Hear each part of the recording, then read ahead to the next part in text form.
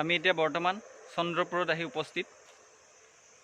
চন্দ্ৰপুৰৰ দৃশ্য ধুনীয়া এটা সেউজীয়া পৰিৱেশ।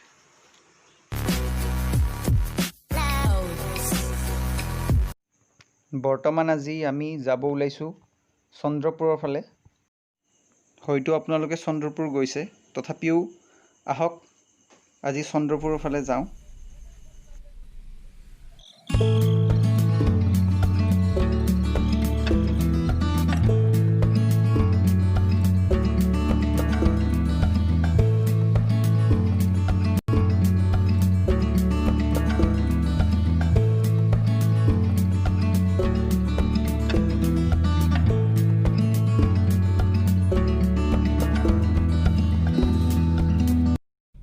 ছয় মাইল হৈ নাৰেংগী পিনেৰে যাম এতিয়া।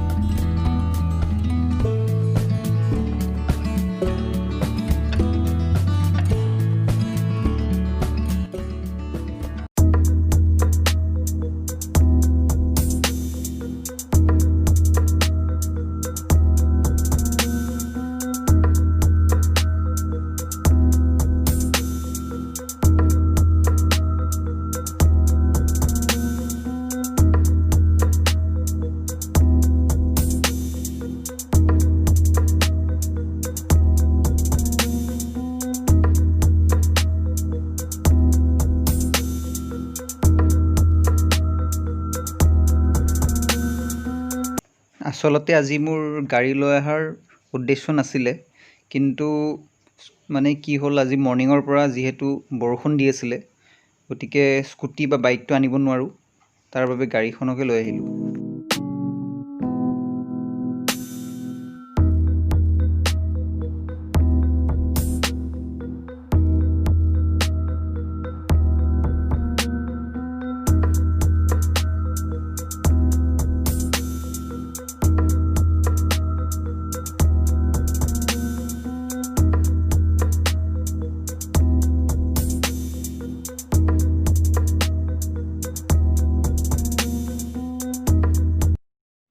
আমাৰ গুৱাহাটী মহানগৰীৰ আশে পাশে বহুতো ধুনীয়া ঠাই আছে, যিবোৰ ঠাইত আপোনালোকে যেতিয়াই মন তেতিয়াই আহিব পাৰে, বা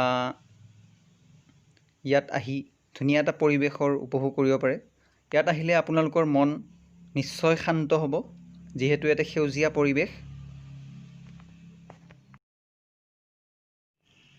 চাওক আপোনালোকে, ইয়াৰ পৰা ব্ৰহ্মপুত্ৰখনো ধুনীয়াকৈ দেখি পায়।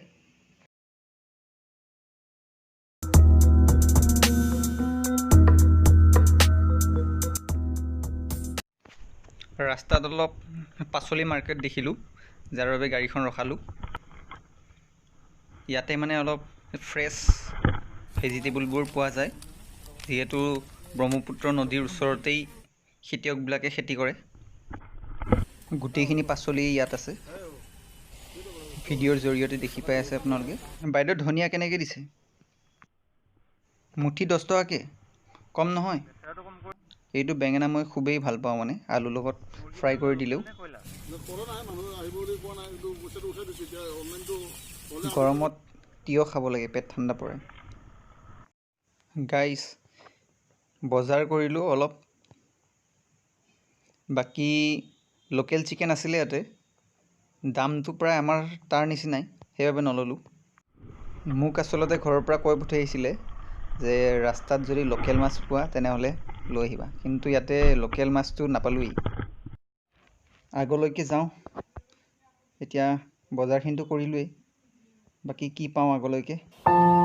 ইয়াত আচলতে বহুতো ধৰণৰ শাক পাচলি খেতিয়কবিলাকে উৎপাদন কৰে, কিন্তু বাৰিষা ছিজনত যিহেতু এইখিনিত ব্ৰহ্মপুত্ৰ আছে, তাৰ পানীখিনি ইয়াতে মানে চব্জি বা শাক পাচলি যিখিনি ইয়াতে খেতি কৰে, সেইখিনি মানে পানীয়ে বুৰাই দিয়ে।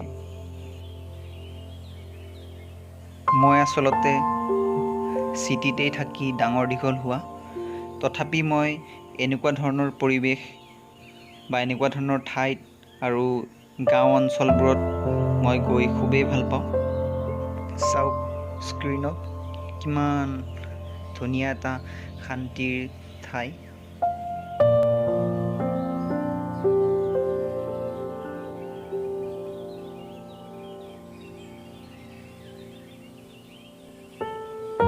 এইখিনিতেই এটা মাছৰ মানে দাগ দিয়া ঠাই আছে, য'ত মানে ব্ৰহ্মপুত্ৰৰ পৰা মাছবোৰ উঠাই ইয়াতে দাগ দিয়ে আৰু ইয়াৰ পৰা বেপাৰীবিলাকে লৈ যায় বজাৰলৈ।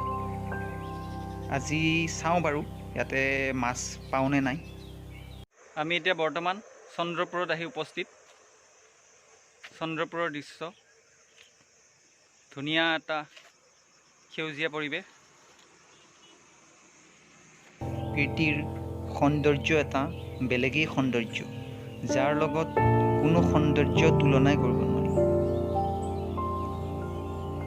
এইটোৱেই হৈছে প্ৰকৃতি। চন্দ্ৰপুৰটো গুৱাহাটী চিটিৰ ভিতৰতেই পৰে, গতিকে আপোনালোকে ইয়াতে আহিব পাৰে।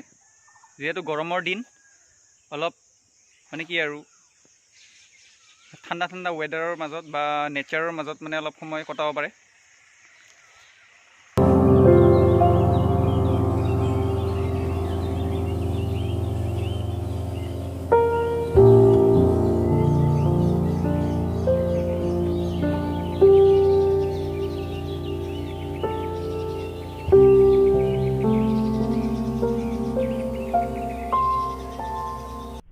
চিটিত আপোনালোকে নিজৰ মনেদি বা শান্তিমতে আপোনালোকে ফুৰা চকা কৰিব নোৱাৰে, কিন্তু ইয়াতে এনেকুৱা এটা পৰিৱেশ য'ত আপুনি ধুনীয়াকৈ খোজকাঢ়ি ফুৰিব পাৰে। আপোনালোকে নিশ্চয় শুনিব পাই আছে যে ধুনীয়া চৰাই চিৰিকটিৰ মাত, কিমান ধুনীয়া এটা মানে বুজাব নোৱাৰা এটা অনুভৱ।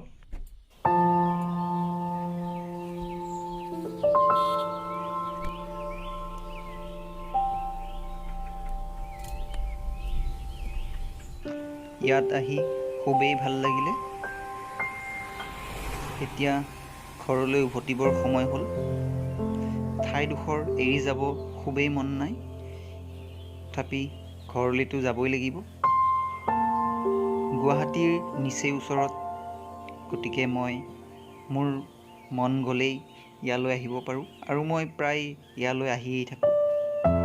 গতিকে ফ্ৰেণ্ডছ, আপোনালোকে কেতিয়াবা যদি ভাবে যে বেছি দূৰলৈ নাযাওঁ গুৱাহাটীৰ পৰা, বা গুৱাহাটীৰ বাহিৰত থকা মানুহবোৰেও কেতিয়াবা এইফালে ফুৰিব আহিব পাৰে। যিহেতু বৰষুণৰ ছিজন, গতিকে কিনকিনীয়াকৈ বৰষুণ দিব ধৰিছে এতিয়া। মায়ে এখন পাচলিৰ লিষ্ট দিছিলে আৰু কৈছিলে যে আহোঁতে বেলতলাৰ পৰা কিছু পাচলি লৈ আহিবি। বৰ্তমান মই এতিয়া ঘৰৰ ওচৰ আহি পালোঁ। গতিকে ফ্ৰেণ্ডছ, ভিডিঅ'টি যদি ভাল পাইছে তেনেহ'লে লাইক, কমেণ্ট আৰু ছাবস্ক্ৰাইব কৰি দিব। ধন্যবাদ।